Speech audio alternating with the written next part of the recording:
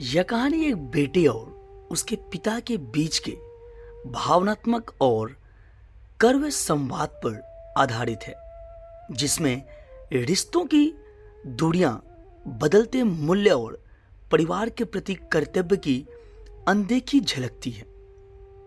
शादी का माहौल था। पूरे घर में चहल पहल मची हुई थी।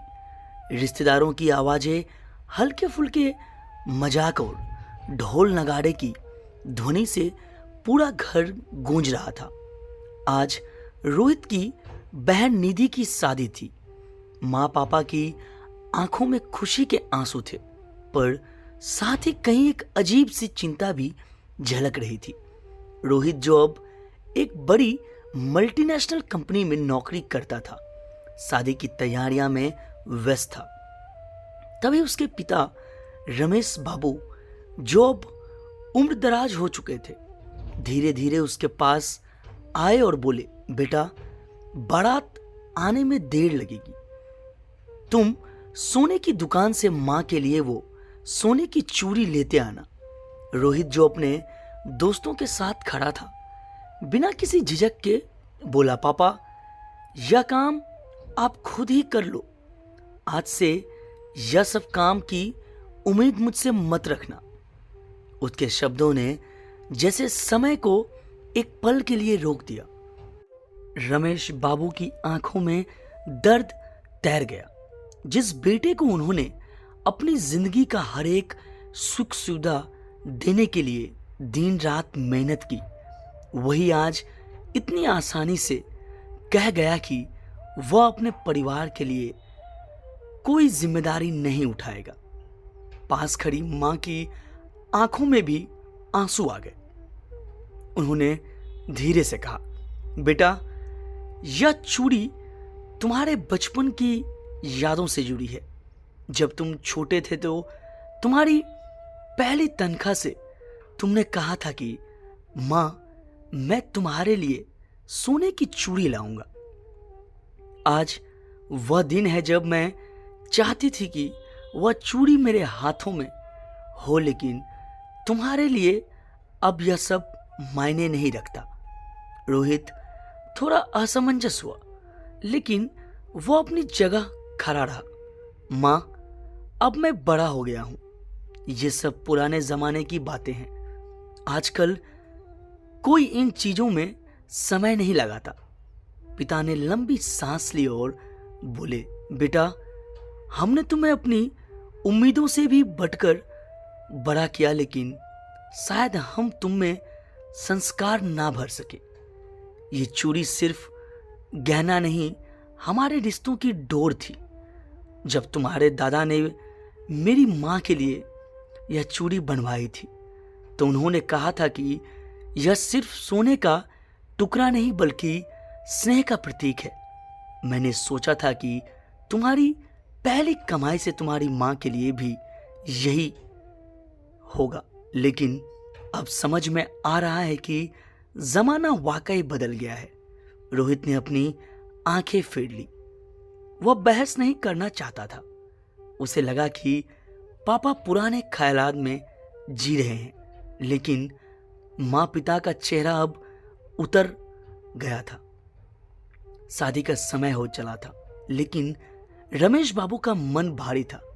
मां चुपचाप एक कोने में खड़ी थी, लेकिन उनकी आंखों से झलकते आंसू सब बयां कर रहे थे। समय बीता, निधि की शादी हो गई। रोहित अपनी जिंदगी में व्यस्त हो गया। शादी के कुछ महीनों बाद एक दिन अचानक एक खबर आई। पिता को दिल का दौरा पड़ा था। रोहित दौड़ दौड़ अस्पताल गया। पिता बेड पर पड़े थे। उनका चेहरा थका हुआ था। जब रोहित उनके पास बैठा तो उन्होंने धीमी आवाज में कहा, बेटा, अब शायद मैं ज्यादा दिन नहीं रहूंगा।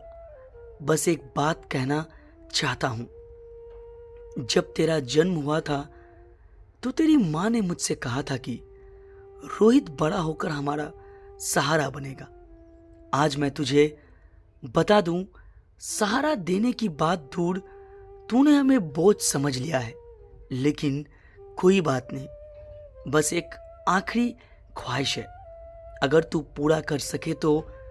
रोहित की आंखें नम हो गई। वह अपने पिता की बात पूरी होने से पहले ही बोला, पापा प्लीज ऐसा मत कहो, मैं सब कुछ करूंगा, आप बताएं। पिता ने धीमे से कहा, बेटा तेरी मां की चूड़ी वह आज भी अधूरी रह गई। मेरी ख्वाहिश थी कि मरने से पहले मैं उसे वो चूड़ी पहने देखूं। रोहित का दिल बैठ गया। उसे वह दिन याद आ गया जब उसने अपने पिता की बात को टाल दिया था। उसके अंदर ग्लानि जाग उठी। वह दौड़ा दौड़ा सोने की दुकान पर गया, वही चूड़ी बनवाई और मां के हाथों में पहना दी। मां की आंखों से आंसू गिरने लगे, लेकिन यह खुशी के आंसू थे, बल्कि एक अधूरे सपने के टूटने की गूंज थी। लेकिन यह एहसास बहुत देर से हुआ। अगली सुबह पिता दुनिया छोड़ चुके थे। उनके चेहरे पर एक हल्की मुस्कान थी, मानो अब उन्हें कोई दुख नहीं था। रोहित अपने पिता की चिता के सामने खड़ा था।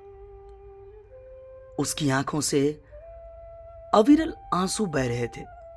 उसे समझ आ गया था कि रिश्तों की कीमत पैसे से नहीं, भावनाओं से होती है। लेकिन अब यह पछतावा किसी काम का नहीं।